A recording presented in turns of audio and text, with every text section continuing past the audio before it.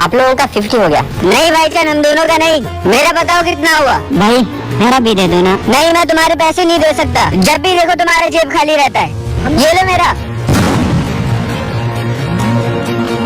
आपका? ये गाड़ी रखो, मैं पैसा लेके आता है। ठीक है, ये ले लो भाई। ये लो आपकी गाड़ी। शुक्रिया।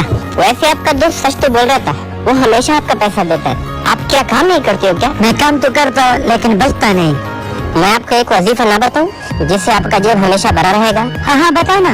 आप हमेशा मगरिब की नमाज के बाद 101 दफा अल्लाह समद पढ़ा करो, आपका जेब कभी भी खाली नहीं होगा। बहुत शुक्रिया भाई, जज़ाकल्लाह। हमने तेरी खातिर